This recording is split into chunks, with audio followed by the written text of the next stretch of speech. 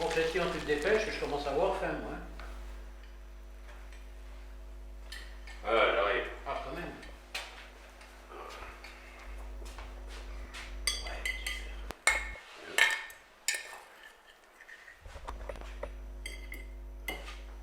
Qu'est-ce qu'on mange? 65 ans. 65 ans que j'en ai pas mangé. Oh. C'est vrai ça? T'as des nouvelles de Béa, en fait? Bah écoute, Béa, oui, elle va bien.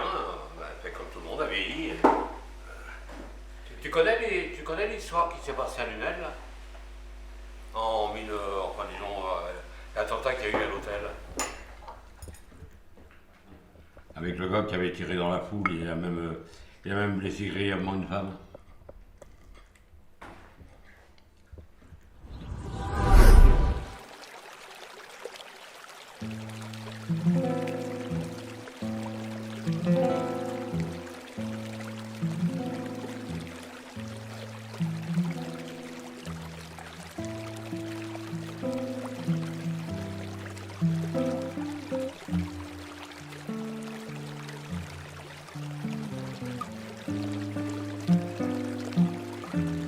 Et le petit garçon tira, et il tira et tira. Après des heures et des heures d'efforts acharnés, il tira si fort et si longtemps qu'il crut que ses bras allaient tomber. Le petit garçon, épuisé, réunit ses dernières forces et tira encore une fois. Et il réussit à pêcher la lune.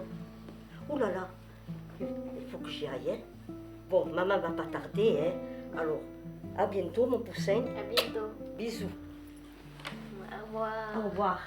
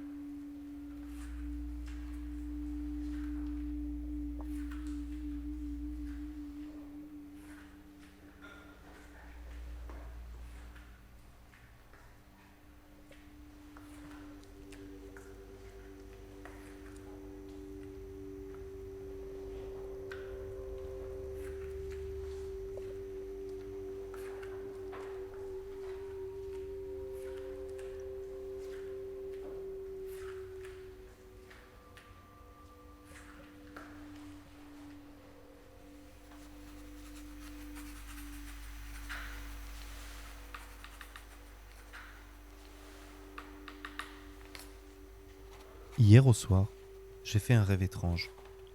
Un rêve dans lequel je me promenais dans notre beau parc lunélois. Une magnifique statue y était inaugurée. Elle représentait un homme au visage défiguré par la douleur. L'homme semblait torturé par des remords, symbolisé par un serpent. Ce qui était remarquable, c'était l'expression du visage, si saisissante, si vivante, si puissante. J'en suis encore transi d'effroi.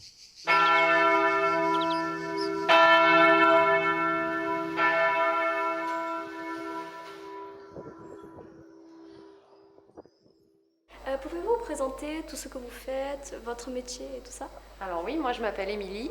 Je travaille ici, donc à Ambresomme. C'est un musée et un site archéologique. Et moi je suis médiatrice du patrimoine, donc c'est-à-dire que je reçois le public, tous les publics, les enfants, les adultes, avec l'école ou en famille.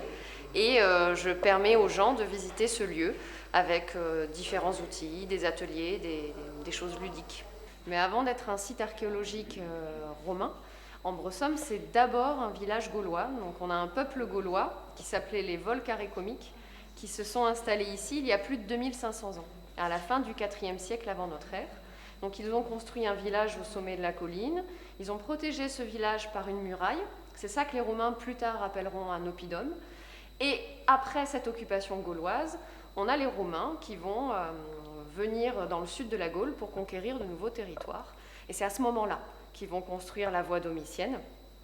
Et petit à petit, après la conquête, le village gaulois va se romaniser, c'est-à-dire que Gaulois et Romains vont vivre au contact les uns des autres. Ils vont créer un peuple nouveau, qu'on va appeler les Gallo-Romains. Parce qu'on a dit que les Romains, en arrivant en Gaule, avaient construit la Via Domitia. Au départ, cette Via Domitia, c'est une voie qui est militaire. C'est vraiment un outil pour la conquête de nouveaux territoires. Et à ce moment-là, quand ils la construisent, on est aux alentours de 120 avant Jésus-Christ. Quand ils arrivent à Ambresomme, il y a un fleuve à franchir, le Vidourle. Et à ce moment-là, on ne sait pas trop comment la Via Domitia franchissait le fleuve. Probablement un pont en bois, éphémère, plus court à construire et aussi moins pérenne dans le temps. Et c'est seulement après la conquête, presque 100 ans plus tard en fait, une fois que cette voie romaine va prendre vraiment de l'ampleur et va devenir une voie pour le commerce principalement, qu'on va décider d'améliorer le franchissement du Vidourle et on va cette fois construire un pont en pierre monumental avec 11 arches. Et pourrez-vous nous raconter une histoire qui s'est passée ici? Alors ici, oui, précisément, en fait. Moi, depuis que je suis né ici, j'habite à Unel, et chaque fois que je passe devant ce bâtiment qui est aujourd'hui le musée Médard, il me souvient d'un événement tragique que m'ont relaté des connaissances de mes parents à l'époque de la guerre, 39-45, à l'époque où Jacques Doriot était venu se réfugier à Unel, qui était une petite ville paisible, croyait-on.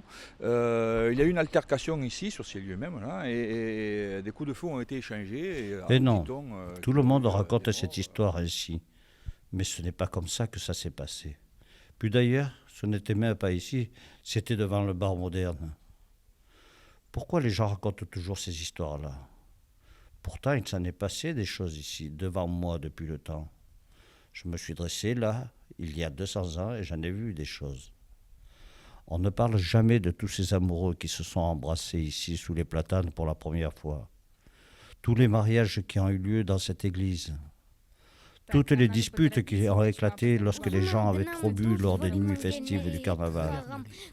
Tous ces éclats de voix et ces rires sonores. Ou de ce chien errant qui se baladait et chipait des saucisses chez le boucher du coin. Du jour où cette vieille dame qui venait tous les jours manger les gens et qui ne revint jamais. De ce élève qui s'est endormi un soir d'hiver sur le parlement et qui ne se réveilla jamais.